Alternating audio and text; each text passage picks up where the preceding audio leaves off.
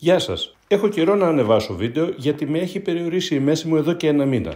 Όμως δεν μπορώ την απραξία, έχω πολλά ελαιόδεντρα εμβολιασμένα από τον Απρίλιο και θέλουν οπωσδήποτε ξεσκέπασμα.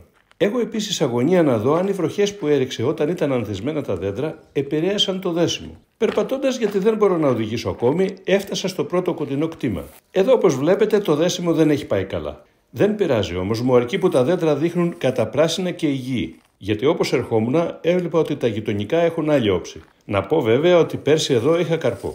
Αυτό το κτήμα κάποιοι ίσως το έχετε δει στο βίντεό μου μάχη με τα καρκινώματα. Είχα κόψει κάποια δέντρα από ολική καταστροφή και τα εμβολίασα τον Απρίλιο. Ξεκίνησα λοιπόν το άνοιγμα των εμβολιασμένων κλαδιών, γιατί θα στεγνώσουν με αυτή τη ζέστη μέσα στις νάιλον σακούλες. Μερικά μάλιστα τα πρόλαβα στο παραπέντε. Ευτυχώς, όπως βλέπετε, ο εμβολιασμός έχει πετύχει. Τα καλέμια έχουν όλα πιάσει. Από τα μάτια, 2 έχουν πετάξει ήδη και τα άλλα το φυλάνε για αργότερα, είναι πράσινα. Γι' αυτό εγώ προτιμάω τα καλέμια, παρόλο που ξέρω ότι τα μάτια έχουν καλύτερο αποτέλεσμα. Ιδιαίτερη ικανοποίηση μου έδωσε αυτή εδώ η αγριλιά, γιατί είναι εμβολιασμένη με σπάνια για εμένα εμβόλια άσπρης ελιάς. Και ευτυχώς έπιασαν όλα. Αργότερα τον χειμώνα θα έρθω και θα κόψω τα περισεβούμενα άγρια λέμαργα σε όλα τα δέντρα, ώστε από του χρόνου να αρχίσει να δείχνει κτήμα. Την άλλη μέρα αναγκάστηκα να βάλω οδηγό για να πάω στο επόμενο κτήμα που είναι και το αγαπημένο μου. Είχα αγωνία για το αν έδεσε και φέτος, γιατί το προσέχω ιδιαίτερα, κλαδεύοντάς το ελαφρά μόνος μου και εφαρμόζοντας ψεκασμούς με βιοδιογύρτες, εκτός από τα υπόλοιπα διαφυλικά λιπάσματα. Μέχρι τώρα δεν με έχει αφήσει ποτέ χωρίς καρπό. Με χαρά βλέπω ότι αυτό έχει δέσει, παρά το ότι ήταν εντελώς ανθισμένο όταν έβρεχε συνέχεια το Μάη.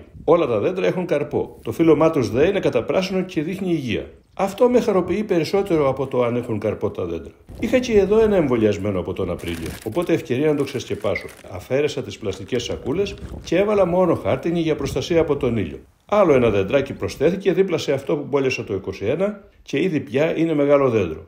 Από εδώ θέλω να σας δείξω ένα σπάνιο φαινόμενο. Κοιτάξτε αυτή την πλαγιά κάτω από τα έλατα. Φαίνεται καμένη. Ένα μήνα πριν ήταν καταπράσινη γιατί είναι δάσος από πουρνάρια. Έπεσαν πάνω στα πουρνάρια δισεκατομμύρια κάμπιες και έφαγαν τα φύλλα τους. Οπότε έμειναν μόνο τα κλαδιά. Κοιτάξτε πώς τα αφήνουν στο διάβα τους. Όπως μου περιέγραψαν φίλοι, ο χωματόδρομος ήταν χαλή στρωμένος από κάμπιες. Τα αυτοκίνητα άφηναν δε ροδιές πάνω τους. Τώρα οι κάμπιες έχουν όλες μεταλλαχτεί σε πεταλούδες και γέμισε ο τόπος. Παντού, εκατομμύρια πεταλούδες. Εδώ υπάρχει και κάτι ακόμη που θέλει δημοσιοποίηση, αλλά το κατήγγειλα και θα περιμένω λίγο ακόμη, μήπως και πάρει μπροστά το ελληνικό δημόσιο. Αν δεν κάνουν τίποτα, θα τα πούμε αναλυτικά την άλλη φορά.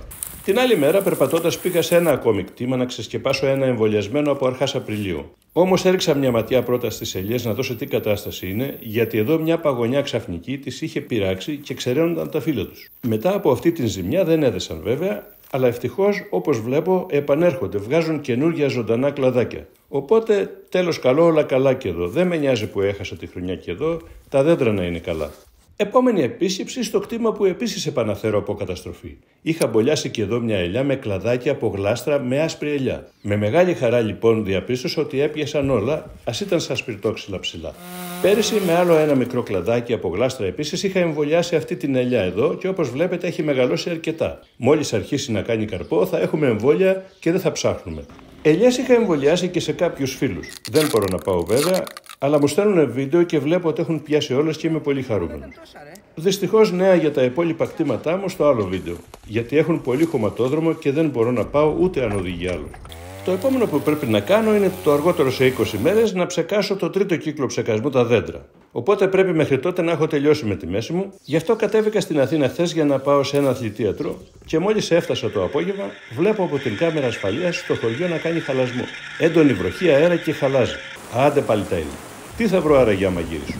Τα ελαιόδεντρα ελπίζω ότι δεν θα τα επηρεάσει γιατί το μέγεθος του χαλαζιού ήταν σαν ρεβίθι. Τα άλλα οποροφόρα τα έχω δέσει και ελπίζω να μην πάθουν ζημιά. Είχα μερικές ζημιές, αλλά πτέσματα πριν ανέβω στο χωριό από αέρα. Σε λίγες μέρες θα τα ξαναπούμε, ελπίζω. Μέχρι τότε, γεια και χαρά σας.